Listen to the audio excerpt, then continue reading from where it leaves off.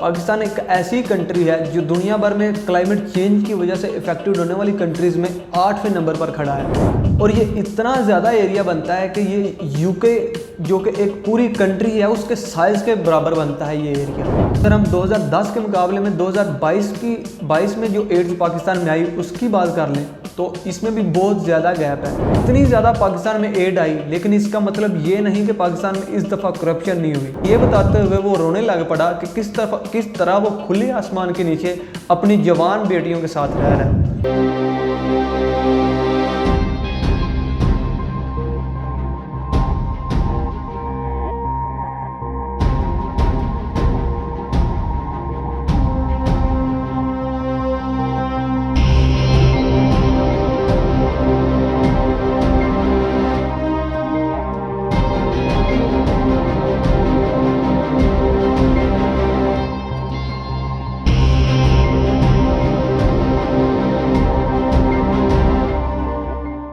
अब किसी भी कंट्री में सैलाब आने के लिए कुछ वजूहात होती हैं, जिनमें किसी डैम का टूट जाना, किसी दरिया का टूट जाना, या फिर मेल्टिंग ऑफ आइस ग्लेशियर्स, या फिर हैवी रेनफॉल का होना। ये सब फैक्टर हैं जो कंट्रीब्यूट करते हैं किसी भी कंट्री में फ्लड्स के अपीयर होने में। पाकिस्तान में सिर्फ इस दफ़ा 2 ऐसे फैक्टर हैं जिसकी वजह से ये इतने ज़्यादा फ्लड्स आए कि पाकिस्तान को इस दफ़ा सबसे ज़्यादा नुकसान उठाना पड़ा, जो कि $10 बिलियन का है। लेकिन इन सब में फ्लड्स की वजह से सबसे ज़्यादा इफेक्टेड होने वाले प्रोविंसेस में शामिल है सूबा सिंध, सूबा बलोचिस्तान और खैबर पख्तूनख्वा। और ये 3 ऐसे प्रोविंस हैं जो वर्स्ट इफेक्टेड हुए इस सैलाब की वजह से। आखिर ये सैलाब सिर्फ पाकिस्तान में हर साल क्यों आ रहे हैं? According to global climate risk index, Pakistan एक ऐसी कंट्री है जो दुनिया भर में क्लाइमेट चेंज की वजह से इफेक्टेड होने वाली कंट्रीज़ में 8वें नंबर पर खड़ा है। वार्मिंग गैसेस की रिस्पॉन्सिबल जो कंट्री हैं उनमें सबसे ज़्यादा रिस्पॉन्सिबल कंट्री यूएस है, जिसका शेयर 24.6%, और उसके बाद चाइना है जिसका शेयर 13 पॉइंट समथिंग है, और जापान का 2% है। अब आप गैस करिए पाकिस्तान का कितना होगा इसमें? ओनली 0.6%। पाकिस्तान सिर्फ 0.6% कंट्रीब्यूट करता है ग्लोबल वार्मिंग गैसेस को प्रोड्यूस करने में ऑल ओवर द वर्ल्ड। और सबसे ज़्यादा अफेक्टेड होने वाली कंट्रीज़ में पाकिस्तान का नंबर 8वां है। और according to climate change minister Sherry Rehman, Pakistan में इन फ्लड्स की वजह से 45% क्रॉप्स जो हैं पाकिस्तान में वो ज़ाया हो चुकी हैं, जिनमें सबसे ज़्यादा अफेक्टेड एरिया वो सिंध का है। अब इस फ्लड की वजह से पाकिस्तान में इतना ज़्यादा पानी आया कि 70% डिस्ट्रिक्ट्स पाकिस्तान के अंडर वाटर आ गए।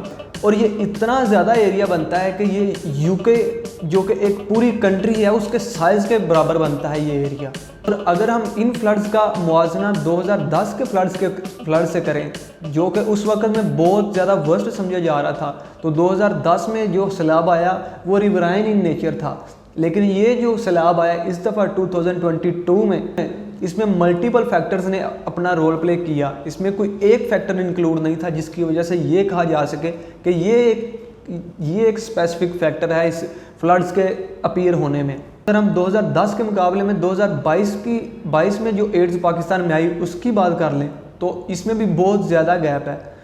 2010 में जो पाकिस्तान को एड्स दी गई इंटरनेशनल लेवल पर, वो सारी एड्स इसलिए इतनी ज़्यादा आई थी क्योंकि 2010 में बहुत सी कंट्रीज स्टेबल थी, लेकिन 2022 में बहुत सी कंट्रीज ऐसी हैं जो स्टेबल नहीं हैं। अगर हम इस सैलाब से होने वाले डैमेज का अंदाज़ा लगाना चाहें तो according to NDMA, national disaster management authority, Pakistan में तकरीबन 33 मिलियन पीपल डिस्प्लेस हुए और 72 डिस्ट्रिक्ट्स आउट ऑफ 160 डिस्ट्रिक्ट्स जो कि अंडर वाटर हैं। तो एक अंदाजे के मुताबिक 5000 किलोमीटर रोड्स तबाह हुए, 10 मिलियन लोगों ने अपना घर खो दिया और 7 लाख के करीब जानवरों की जान चली गई।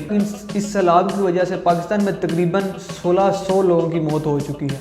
इसमें बहुत से बच्चे और बूढ़े भी शामिल हैं जो इस सैलाब की नज़र हो। और अगर हम इस चीज़ का अंदाज़ा लगाना चाहें कि पाकिस्तान को फ़ॉरेन से कितनी एड इस दफ़ा वसूल हुई, तो आप इस चीज़ से अंदाज़ा कीजिए कि WHO ने पाकिस्तान को $10 मिलियन डोनेट किए, वर्ल्ड फूड प्रोग्राम ने $110 मिलियन और जापान ने 7 मिलियन, एशियन डेवलपमेंट बैंक ने $20 मिलियन पाकिस्तान को डोनेट किए। लेकिन ये सब डोनेशन पाकिस्तान को जो डैमेज हुआ उसके लिए काफ़ी नहीं है। पाकिस्तान में डैमेज एक बहुत बड़े पैमाने पर हुआ। ये सारी डोनेशन, और इस सब डोनेशन में फेसबुक की तरफ से भी डोनेशन आई और बहुत से ऐसे इदारे जो आप सोशल मीडिया प्लेटफॉर्म है उनकी तरफ से भी डोनेशन आई। इतनी ज़्यादा पाकिस्तान में एड आई, लेकिन इसका मतलब ये नहीं कि पाकिस्तान में इस दफ़ा करप्शन नहीं हुई। इस सैलाब के पैसों में भी करप्शन हुई। अब चक माटर नंबर 2 के एक रहायशी मज़ारी ने अपने एक इंटरव्यू में बताया कि किस दफ़ा वो वीली इम्पेयर्ड अपने 4 बच्चों के साथ सिर्फ 2 कमरों में रहकर अपनी ज़िंदगी बसर कर रहा था, लेकिन सैलाब के आने के बाद उसके वो 2 कमरे भी ज़ाया हो गए और वो एक हाईवे पर अपने बच्चों के साथ रह रहा है। ये बताते हुए वो रोने लग पड़ा कि किस तरह वो खुले आसमान के नीचे अपनी जवान बेटियों के साथ रह रहा है, और अभी तक उसको ना ही कोई टेंट प्रोवाइड किया गया था और ना ही किसी अथॉरिटी ने उसके बच्चों की देखभाल की जिम्मेदारी ली थी। जहां पाकिस्तान में फ्लड आया, पाकिस्तान में कुदरती आफात आना कोई बड़ी चीज़ नहीं। पाकिस्तान में इससे पहले ज़लज़ले भी आ चुके हैं। 2005 में, 2010 में बहुत ही वर्स्ट किस्म का फ्लड आया और उसके बाद 2022 में भी बहुत बड़े पैमाने पर सैलाब आया। अब इस सैलाब की वजह से पाकिस्तान में बहुत से ऐसे सवालात भी उठे कि पाकिस्तान में मैनेजमेंट अथॉरिटीज़ की कमी बहुत ज़्यादा है। अब इस चीज़ से अंदाज़ा लगाएं कि एक बंदा जो पत्थर पर खड़ा रहकर एक पूरी रात गुजार देता है, एक पूरा दिन गुजार देता है, उसको ड्रोन की मदद से फूड प्रोवाइड किया जाता है, लेकिन फिर भी कोई अदारा उसकी मदद के लिए नहीं पहुंचता और अगली सुबह वो पानी में बहकर हलाक हो जाता है। आपने 4 भाइयों का किस्सा भी देखा होगा, किस तरह वो एक दरिया के किस तरह वो एक पत्थर पर खड़े रहे और वो अपने मरने का इंतज़ार करते रहे। इस तरह वो 4 लोग पानी में बह गए, उनमें से सिर्फ 1 लोग जिंदा बचा और बाकी 3 लोग हलाक हो गए, लेकिन वहाँ उनकी मदद के लिए कोई हेलीकॉप्टर या कोई ऐसी एमरजेंसी सर्विस ना प्रोवाइड की जा सकी।